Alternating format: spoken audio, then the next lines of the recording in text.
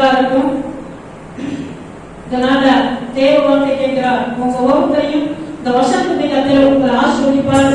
இதனால நினைவு கூறுகிற நாள் ஆண்டவர் சொல்லியிருந்தாரு. இந்த இடத்துல திருவிருந்து நடத்தும் பொழுது ராமபோஜனா சீசர்களை நடத்தும் பொழுது ஒரு வார்த்தை சொல்றாரு, இதை நினைவு கூறும்படி என்ன செய்ய, இதை செய்ய அப்படின்னு சொல்லி ஒரு இடத்துல சொல்றாரு. அவருடைய மனத்தை நினைவு கூறும்படி இதை செய்ய சொல்லி அந்த இடத்துல சுட்டி காட்டுகிறார்.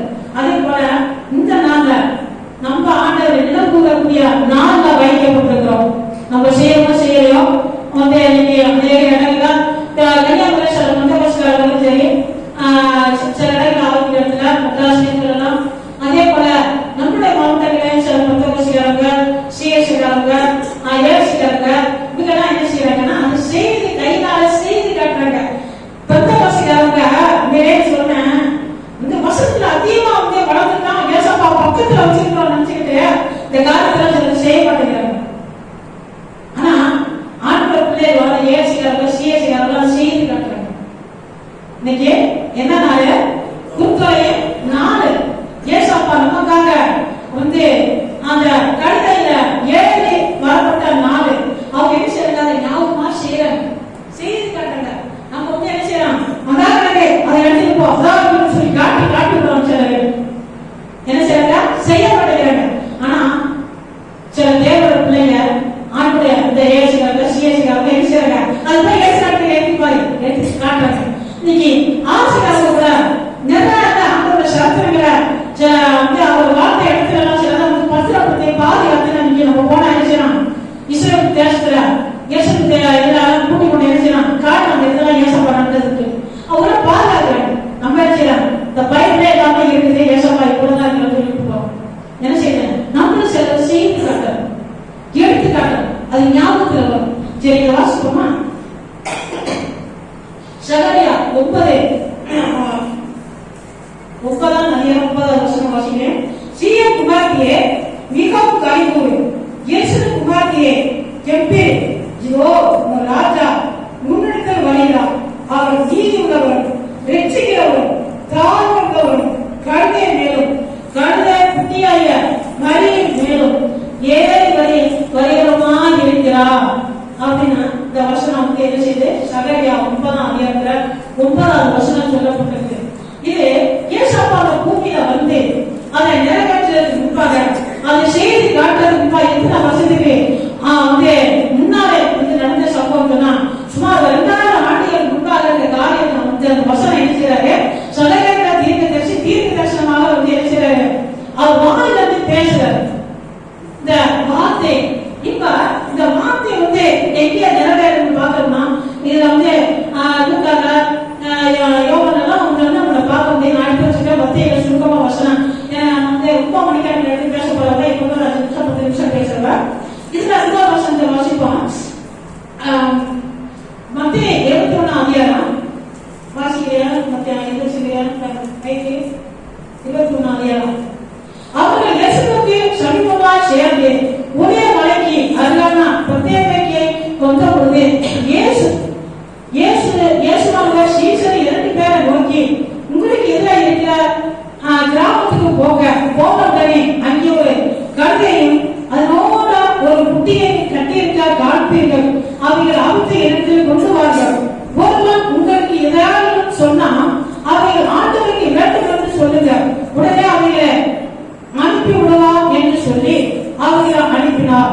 இதோ உன் ராஜா சாந்த குணமுள்ளவரும் கழுதை மேலே கழுதை குட்டியாய மரியின் மேலும் ஏறி கொண்டு முன்னிட்டு வருகிறார் என்று சீயோன் குமாரத்திக்கு சொல்லுங்கள் என்று தீர்க்க தரிசனம் உரைக்கப்பட்டது நிறைவேறும்படி இதெல்லாம் நடந்தது. சீசர்கள் போய் இயேசு தங்களுக்கு கட்டளையிட்டபடியே செய்து கழுதையும் குட்டியையும் கொண்டு வந்து அவைகள் மேல் தங்கள் வஸ்திரங்களை போட்டு அவரை ஏற்றினார்கள். திரளான ஜனங்கள் தங்கள் வஸ்திரங்களை வழியில வெளித்தார்கள். வேற்றினர் மரக்கிளைகளையும் தரித்து வழியிலே பரப்பினார்கள். முன்னடப்பாலும் பின்னடப்பாலும் ஐயா திரளான ஜனங்கள் தாவது குமாரனுக்கு ஓசனா கர்த்தரை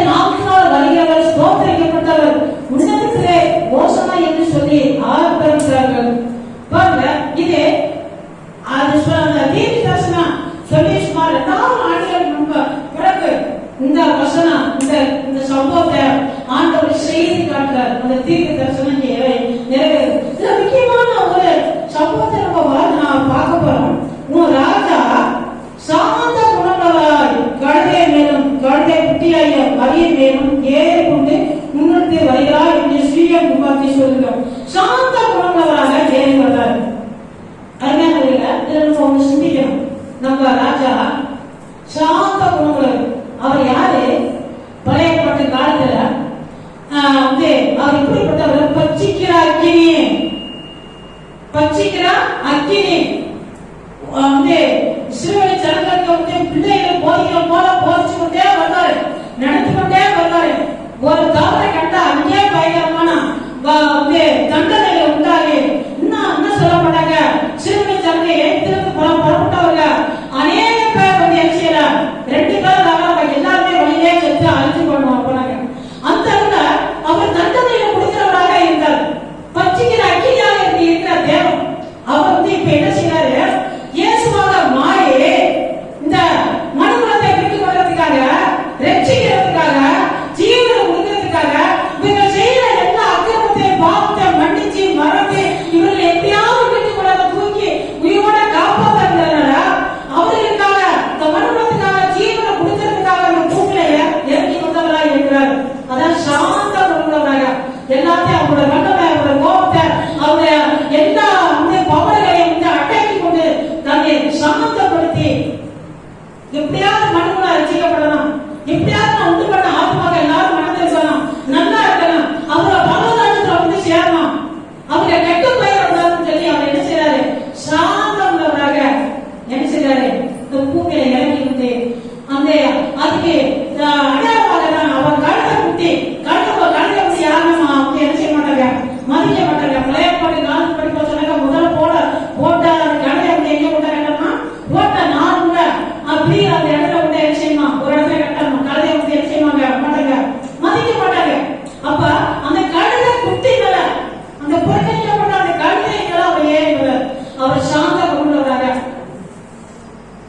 அவரு சாந்த கொண்டவராக என்ன செய்யறாரு, அது மேல அது ஒரு அடையாளமாக அதுல ஏற்படுறாரு இதுக்காக அவர் சாந்த கொண்டு அந்த தாழ்மையாக நமக்காக வந்தது வந்து என்ன பண்ணாரு, உறுதிப்படுத்தி கட்டாரு. இப்ப நம்ம உள்ள ஒரு தவறு செய்து சின்ன பிள்ளைங்க ஒரு 2 வயசுக்குள்ள ஒரு 3 வயசுக்குள்ள இருக்கணும், அது வந்து ஏதோ வந்து நம்ம சொல்றது கீழ்படி மாட்டேங்குது, நம்ம அடிச்சிட்டோம், அது இல்லைன்னா அடிக்காம இருந்தவங்க அது கிடைச்சிட்டு அது கேட்டு நம்ம கொடுக்கல, நான் விருப்பத்தை நம்ம நிறைவேற்றினா என்ன செய்யுது, அடுத்த தூரம் போயிட்டு அடிச்சுட்டு சாப்பிட மாட்டேன், அதை மாட்டேன், நான் வரமாட்டேன், இப்படி அடிச்சுட்டு அழுத்தி பிடிக்குது. அதுதான் அப்பா என்ன செய்வாங்க, போயிட்டு அதை தூக்கி கொஞ்ச நேரத்துக்கு மேல என்ன செய்வாங்க, கட்டிச்சிருப்பாங்க, அடிச்சிருப்பாங்க, இப்படி பண்ணாத செய்யாத சொல்லியிருப்பாங்க. அன்னைக்கு பேசுறாங்க அந்த அப்பா அம்மா போயிட்டு அதை தூக்கி மேல போட்டு தட்டி அதை தொடச்சி, சரி நான் வாங்கி தரேன், இவங்க இப்படி செய்யாதா, இந்த விஷயம் தப்பு தானே, இது இன்னும் செய்யாதா, நீ வா வீட்டுக்கு வா, உடனே என்ன செய்வாங்க, கூட்டிட்டு வந்து அதுக்கு என்னதான் அந்த பூக்க ஊற்றிருக்காங்க, அந்த அசிங்கம் வந்தாங்கன்னா அதை தொடச்சி அதை சரி பண்ணி அவங்க பண்ணி பவுடர் போட்டு சட்டையெல்லாம் போட்டு அந்த பிள்ளை மேக்கப் பண்ணி என்ன செய்வாங்க, தவளையா மனுஷிக்கு உடம்பு தூக்கிட்டு எங்க போவாங்க, மார்க்கெட் காண்டிங்க குசிக்கு போட்டு அந்த பிள்ளை வந்து நினைச்சுவாங்க, சந்தோஷப்படுத்தி ஒரு ஆளுக்கு ஒரு கொண்டாட்டம் வரும். கார் ஏற்றி போங்க, பைக் ஏற்றி போங்க, அதை அப்படி சந்தோஷப்படுத்திக்காங்க.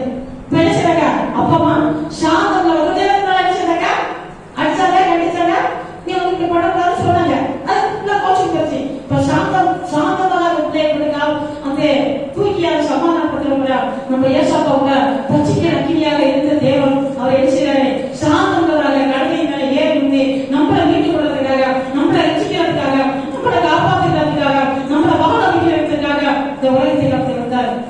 அந்த நாடு, அந்த செய்த நாடு, அவர் கழுத்து குட்டியில ஏறின நாடு, இந்த நாடு குத்துவரை பிடித்த நாடு, இந்த நாடு சீசர்கள் வந்து திரளான கூட்டங்கள் அவர் முன்னால வந்து வஸ்திரங்களை வைத்து மரக்கிளைகள் திறக்க, விவசாயிகள் சில வந்து விவசாயத்துல நடக்கிறது எல்லா தேசங்கள்லாம் கொண்டு வந்து போடுறாங்க. 2வது மரக்கிளைகள்னா இந்த ஓலைகள் இலைகள் எல்லாத்தையும் கொண்டு வந்து என்ன செய்றாங்க, அந்த கழுதைக்கு முன்னால என்ன செய்றாங்க போடுறாங்க. அது கழுதை நடந்து வந்தது, அது வேற ஒரு அர்த்தங்கள், வேற வந்து ஆசீர்வாதங்கள், வேற பிரசங்க, அதை நான் சொல்ல வரல. நம்ம ஏசப்பா தான் சாந்தம் நம்மளை கத்தை உங்களை ஆசிரியப்பா அதை நினைவு கொடுக்குறேன்.